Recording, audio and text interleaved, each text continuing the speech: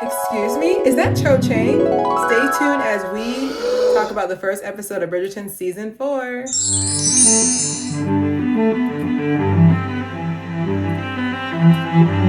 Hello, dear gentle readers. Thank you guys so much for joining me today. So I'm going to be going through all the episodes. Don't worry, I'm just doing episode 1 because I stayed up and watched it. I know. Don't do that. Like, don't do that. You see why I look tired. But thank you guys so much. So we're going to talk about season 4. I'm going to go into a quick recap. And the recap is the fact that I forgot everything from season 3 because it's been how long? I'm like, how long has it been? I couldn't even tell you. All I know is Penelope and Colin and that. That's all I know. After that, I have no idea what's going on. But the way I'm going to break it down is I'm going to do basically a recap and then we're going to talk about the review. All right. 10-minute recap. So first things first, we are here at the Bridgerton home and I'm just like, I feel like I'm back home, if that makes any sense. So we have baby Elliot, that is Penelope and Colin's baby, and then Eloise and I can't think of her name. I can't think of her name. The one that went to Ireland. Okay. So basically to Ireland, and then we get told that they said, at least because they were saying, because they were basically doting on baby Elliot, and one of the helps, I don't like saying that word, one of the staff members was like, oh, well, at least the Viscountess had the notion to have the baby in India. And I was just like, so this is how we write out Simone Ashley and Jonathan Bailey. Got it. I was like, okay. Anyway, so Benedict's name's pinned at the beginning. I meant to say that as well. I love that they do that. So Benedict is basically, he's still in his bachelor life, and she, Lady Mrs. Bridgerton, like Lady Danbury was saying, basically, so she comes in there. So she ends up seeing that he's with other people, he's with other people and all that. And so she says, Benedict, you just can't be you're a rake because you're lying. Rake is basically in Regency era is when someone knows that they're worth money, but they don't want to date anybody. So they just basically it's a tease, it's a tease. So basically, now that Lady Whistledown has been uncovered, Lady Whistledown is our girl Penelope Penn across the street from the Bridgerton house. And so I also see that Julie Andrews is still narrating. Like, she's one of the greats. Like, when Julie Andrews, like, hopefully that day never comes. Like, she is everybody's grandmother. Okay, Sound of Music, Mary Poppins, like Julie Andrews. I love that she's still narrating as Lady Whistledown, right? So basically, the first ball is going to be hosted by Lady Bridgerton, and it's going to be a masquerade ball. It's the first one of the season. So basically they show everybody getting masked and all that. And then I have on here too, Eloise does not look bad in black. And of course, Penn is a natural blonde. She looks incredible as a blonde. So I'm sorry. She looks incredible. But Eloise in that black bob. Okay, Robert. I see she had a little bit of a Robert there. And then I saw the black couple scene and I skipped it. And I skipped it for 2 reasons. Number one, like, I feel like overly spicy scenes kind of ruined the romance for me. I know it sounds mean, right? But I don't like seeing it. All I saw was his bum, and I was like, I skipped. I didn't even look. And then on top of that, I feel so bad. I know what Black History Month coming out next month, but the black couple, like, I skipped their scenes. I know. You can get mad at me as much as you want to, but I skipped their scenes. I've never said, you know what, we need more of them in the plot. Like, I skip them. And so basically they're saying, where's Benedict at? And Benedict's going to get a drink so he can, because he's coming to the masquerade ball, and he's going to get a drink, and basically he kisses somebody of the same persuasion. How do I say that? Anyways, but basically show that, like, he's still fluid. Me personally, like, even if it was a girl, it doesn't matter. I was like, hey, I don't judge. Even if it was a girl, it was just unnecessary. It kind of breaks the romance when, like, I'm meeting you for the first. I'm not saying you can't date nobody, but to me, like, you was just tonguing somebody down. It could be either gender, and I would have been like, dang, like, then you met me. Like, that's kind of, I don't know. Maybe I'm spoiled, but I'm just like, why are you just tonguing somebody down? Not even a day ago, 30 minutes ago. So I was like, Benedict, okay. Anyways. So I don't know if you guys saw this, but Cho Chang is in the show. So I had to do the math. I was like, wait a minute, Cho Chang still look young. How can she have two daughters? And I was like, oh, okay. I forgot in Regency era by 19 or 20, you were already married off. So the math does math that she's like about 38, but she is in real life. She's Cho Chang from Harry Potter. Jamie Chung. I know Jamie Kyung. Jamie Long. Either way, get me right. Get me right in the comments, okay? But I thought it was Jamie Chung, but it's just incorrect. It's actually Katie Long. Okay, I'm so sorry. I apologize, Jamie, but they're both adorable. Like, they're so cute. I apologize for mixing the names up. Like, then Katie and Jamie, like, they kind of, I was like, they're JK. I was stuck there. Anyways, but she's there with her two daughters, and she basically goes up to Mrs. Bridgerton and says, oh, where have you been? And then Miss Bridgerton, oh, well,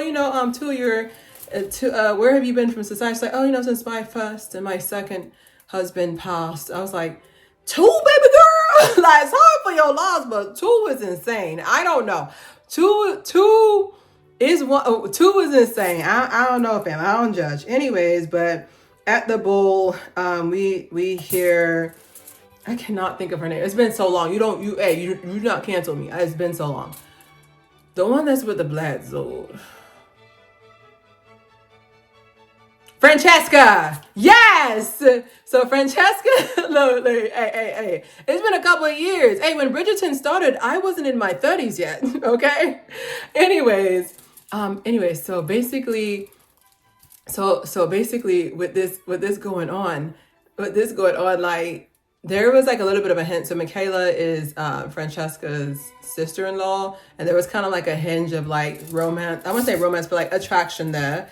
And so they were like, basically she was there for the summer, and like he was like, oh, I've been so wrong to you. How about hey Francesca, how about I just move us over here to somewhere closer to home? And she was like, yes, but she was kind of like, good, because I don't want to be around somebody I'm attracted to. You know where I'm coming from? Anyways, I have on here that Benedict comes and he's dressed as Zorro. I don't know why he's cosplaying as Zorro.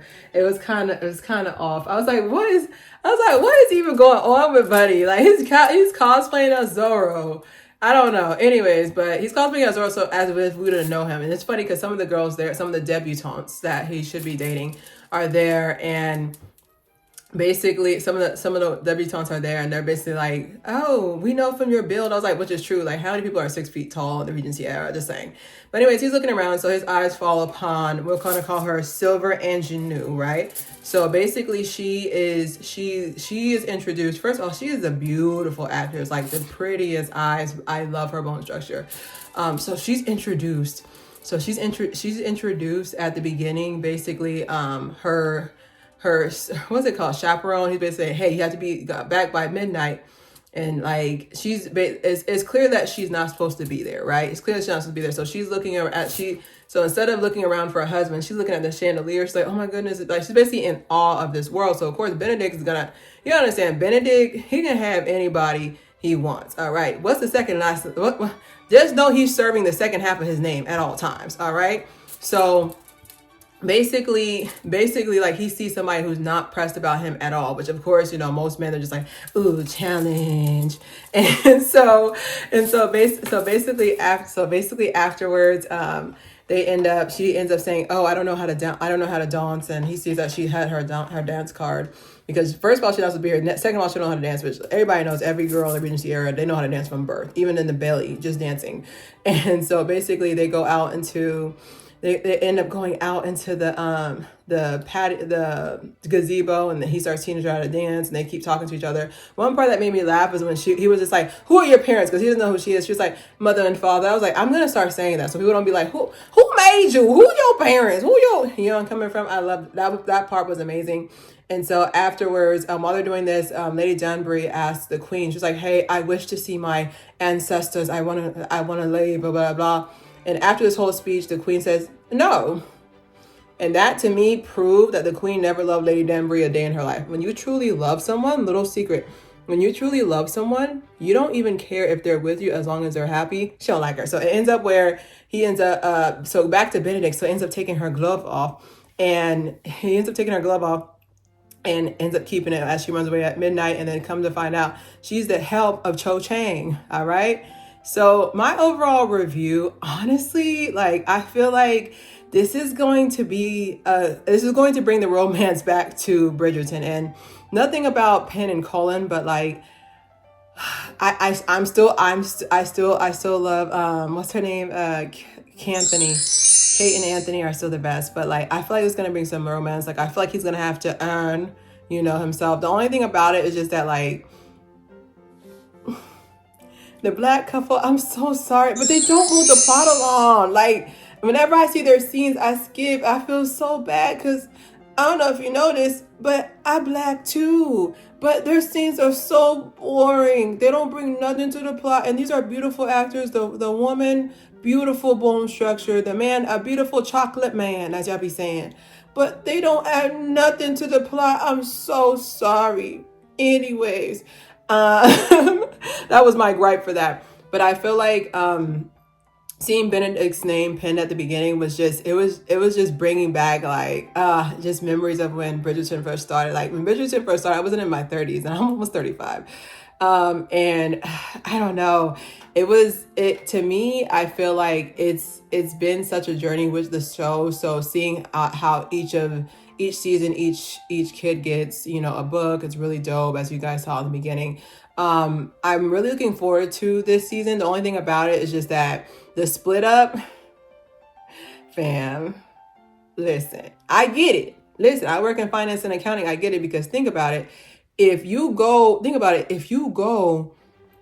and put all the episodes out at once, then no one's going to watch it for a while, compared to if you split it up. And then there's some people who are actually, they have more self-control than me. There's people who are actually waiting till February to actually go watch all the episodes together so they don't feel the tension break up. Because my thing is that whenever they break it up, part 1 and part 2, this is a Netflix thing, like, you're breaking the tension up.